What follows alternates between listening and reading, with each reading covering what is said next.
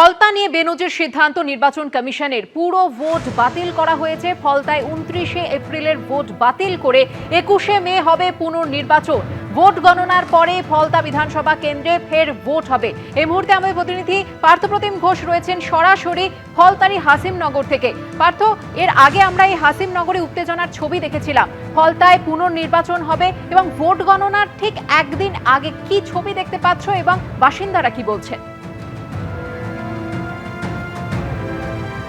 দেখো, এই ফলতার ক্ষেত্রে একেবারে ইলেকশন কমিশন যে নজিরবিহীন সিদ্ধান্ত নিয়েছে সেটা হচ্ছে একটা ফ্রেশ পোল, অর্থাৎ নতুন করে কিন্তু ভোট হবে ফলতায়। সোজা আমরা গ্রামবাসীর সঙ্গে কথা বলবো। আপনারা কয়েকদিন ধরে একেবারে আন্দোলন করছিলেন এবং যে বিষয়ে বলছিলেন একেবারে নতুন করে আবার ফলতায়। হ্যাঁ, আমরা নতুন করে আবার পুনর্ভোট করতে চাই, সেই জন্যই একটা ঘোষণা করা হয়েছে 21 মে, সেটা শুনছি।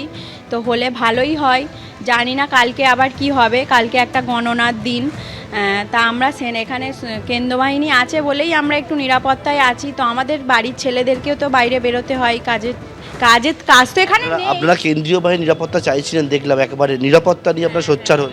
হ্যাঁ, আমরা নিরাপত্তা চাইছি। ওরা তো আজকে 2 দিন আছে, জানি না এরপরে আমাদের এখানে থাকলে সারা জীবনই থাকলে ভালো হয়।